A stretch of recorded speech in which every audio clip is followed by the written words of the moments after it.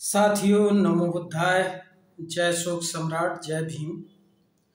साथियों, जो आज भारत में ISPCS दिव्य कीर्ति जो कोचिंग सेंटर है बड़े बड़े उनके भारत में बहुत सारे, उनका आप लोगों ने एक वीडियो सुना होगा, उसमें देखा होगा आपने। तो उसमें वो बोलते हैं कि वो अभी एक टूर पे गए थे श्रीलंका। तो उन्होंने वीडियो में बताया, मैंने देखा जब बच्चों को पढ़ा रहे थे, कि वहाँ पर राम और रावण को श्रीलंका का कोई भी व्यक्ति नहीं जानता है।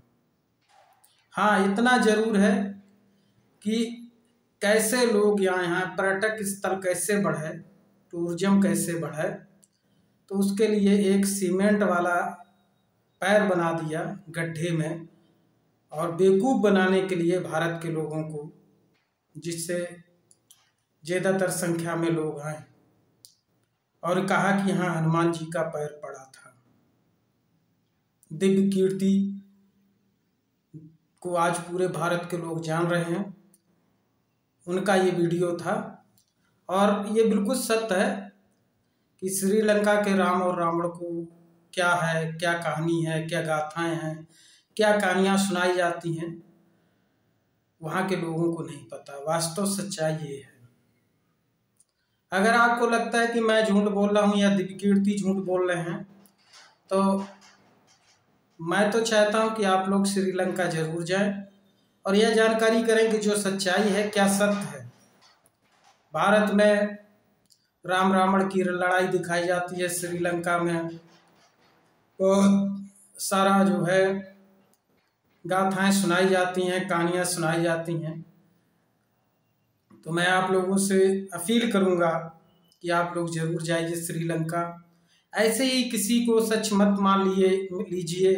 हो सकता है जो व्यक्ति, जो लोग उस कथा कहानी को सुना रहे हैं, तो उनका व्यक्तिगत फायदा हो और आप लोगों को उसका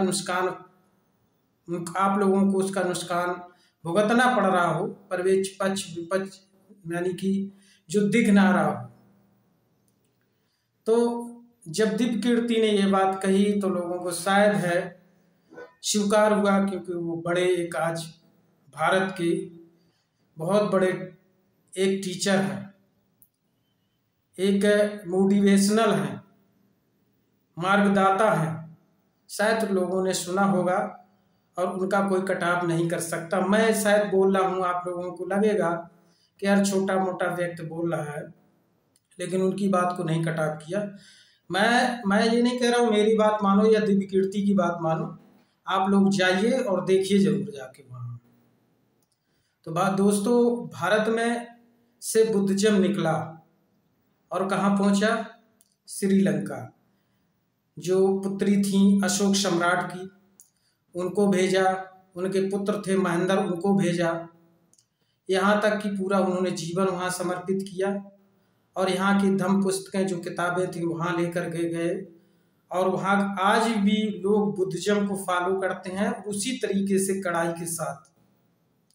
बुद्ध, मैं फिर बता दूं, बुद्ध एक विचारधारा है, और कोई श्रीलंका में युद्ध नहीं हुआ, कोई प्रमाण नहीं, कोई साक्ष्य नहीं। भारत में जरूर साक्ष्य दिखाए जाते हैं धर्मों के अनुसार। अगर है तो मैं भी स्वीकार कर लूँगा। अभी जैसे लोग दिखाते हैं, राम सेतु की बात करते हैं, शायद लोगों को पता हो कि राम सेतु इस भारत में अकेले नहीं है। लगभग 12 जगह राम सेतु पाए गए हैं, जो प्रकृति के माध्यम से वो बने हैं, यानी कि टकराव की वजह से या पानी के बहाव की वजह से। ये वैज्ञानिकों ने सिद्ध किया है, जो राम सेतु बताते हैं। रही बात पत्थर में पानी तैरने वाली बात, तो आप लोग गूगल पे सर्च करिए और देखिए कि पानी में पत्थर तैरने वाला कौन सा है, कौन सा पत्थर पानी में तैर सकता है, तो निकल करके आ जाएगा। आज भी पानी में तैरा सकते हो पत्थर को, लेकिन वो पत्थर मिलना चाहिए। आप भी तैरा सकते हो, आप भी जादू वाले बन सकते हो, आप भी ताकतवर बन सकते हो, आप भी भगवान के भक्त बन सकते हो, ईश्वर की कल्पना बना दो, लोगों को कह दो कि मैं मेरी देखिए ये शक्ति है और ये पानी पर पत्थर तैर रहा, आप भी लोगों को बेवकूफ़ बना सकते हैं।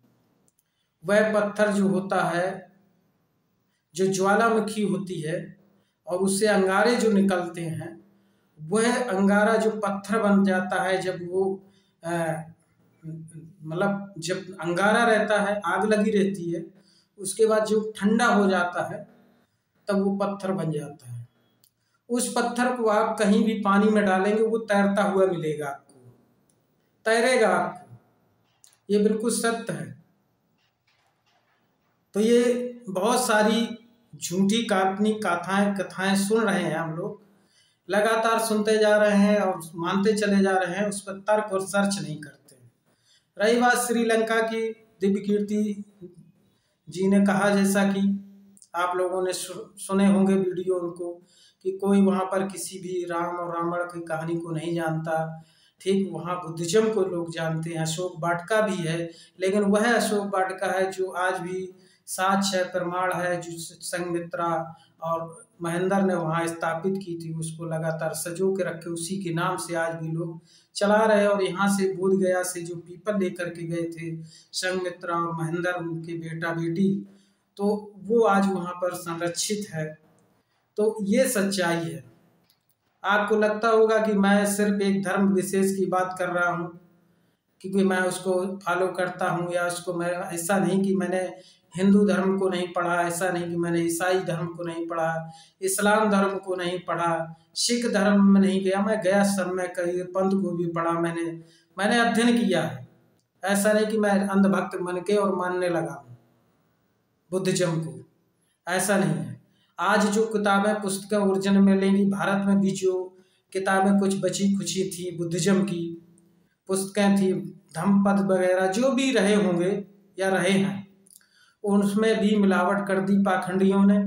अगर ओरिजिनल पुस्तकें आपको पढ़नी है तो वो श्रीलंका में मिलेंगी या बर्मा म्यांमार में मिलेंगी। यहाँ भी बुद्धिज्म की पुस्तकों में मिलावट कर दिया। जिस तरीके से बुद्ध की मूर्तियों में कई भगवान बना दिए, बुद्ध की कई जगह जगह आपको देख रहे होंगे बुद्ध की प्रतिमाएं हैं, लेकिन उनको दूसरा नाम दे दिया गया है। इसी तरीके से पुस्तकों को भी बुद्धिज्म की काफ़ी बदलाव किया गया है। तो ओरिजिनल पुस्तकें अगर आपको मिलेंगी श्रीलंका मिलेंगी, क्योंकि श्रीलंका में उस समय अशोक सम्राट ने, महान विश्व विजेता अशोक सम्राट ने जो है पुस्तकें वहाँ पर भेजी थी। और वहाँ के राजा ने देवानंद अपना नाम रखा था, गर्व करते थे अपना देवानंद नाम रखने, देवपुरी नाम रखा था अपने वहाँ के राजा ने श्रीलंका के, क्योंकि वो उस समय अशोक सम्राट से प्रभावित थे बुद्धिज्म की विचारधारा के कारण। दुनिया के बहुत सारे देश, ऐसे बहुत सारे राजा उस समय प्रभावित थे बुद्धिज्म के लिए अशोक सम्राट से। जब अशोक सम्राट बुद्धिज्म की विचारधारा को, बुद्ध की धर्म को बताते थे तो बहुत सारे प्रभावित हुए और वो गर्वान्वित महसूस करते थे कि आज हमें एक धर्म मिला।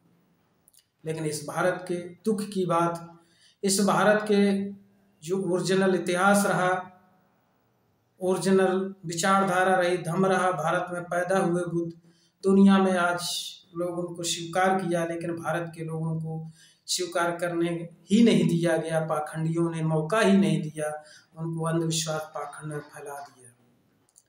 क्या अशोक सम्राट आज दुनिया के सबसे बड़े राजा नहीं है इतिहास में?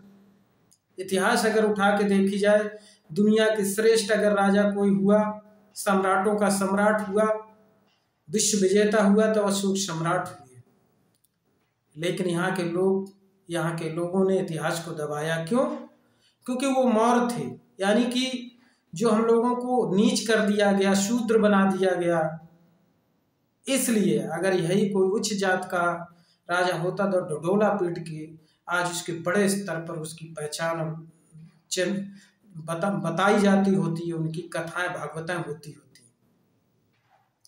इसलिए आप लोगों को बता दें, शायद कि आप लोगों को नहीं पता होगा कि अशोक सम्राट, अगर सिकंदर का लोग, जिस देश में सिकंदर पैदा हुए उस देश के लोग डडोला पीटते हैं। यहाँ भारत के लोग कहते हैं जो जीता वो सिकंदर, शायद आपको पता नहीं है, जो जीता चंद्रगुप्त मौर्य ने सिकंदर को भगाने का काम किया था। और आप लोगों को पता नहीं कि अगर अशोक सम्राट को तो दौड़ा दौड़ा के मारते, वो शासक बलवान योद्धा थे अशोक सम्राट, कि सिकंदर को दौड़ा दौड़ा खदेड़ खदेड़ के मारते। लेकिन वो समय काल चंद्रगुप्त का था, अशोक सम्राट का बाद में रहा। तो महान बलि अगर कोई राजा हुआ, इस भारत में इतिहास भी गवाह है, तो वो अशोक सम्राट हुआ। उनका भी सारे जो धम्म लिपि थी, लेख थे, शिलालेख थे, स्तूप थे, उनको तोड़ने मरोड़ने का काम किया। अशोक सम्राट ने श्रीलंका में स्तूप और शिलालेख भी भेजे थे, लेकिन भारत में आज भी उनको जब खुदाई होती है तो शिलालेख मिलते हैं।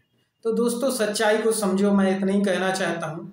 आप लोग शायद ये लगता है कि एक धर्म और एक विचारधारा, एक इतिहास की बात करते हैं, ऐसा नहीं है। आप लोग सच्चाई को समझिए, और जब सच्चाई को समझ जाएंगे तो अपने आप दीपो भव हो जाएंगे और अपने दीपक स्वयं बन जाएंगे, अपनी शक्ति स्वयं पहचानने लगेंगे। आप अभी किसी के अधीन रहें, यही अंधविश्वास पाखंड है और यही बुद्धिज्म में है। तो साथियों, अभी आगे आपको मैं ऐसे ही जानकारी देता रहूँगा, तो आप लोगों से यही अपील करूँगा, निवेदन करूँगा कि आप लोग चैनल को सब्सक्राइब करते रहिए। जानकारियाँ बहुत इम्पोर्टेंट हैं, लोगों को देते रहिए, पहुँचाते रहिए, और चैनल सब्सक्राइब के साथ शेयर भी करते रहिए, लोगों तक पहुँचाते रहिए और ज्वाइन करते रहिए। इसी के साथ सभी साथियों को नमो बुद्धाय। जय अशोक सम्राट, जय भीम, जय भारत, जय संविधान।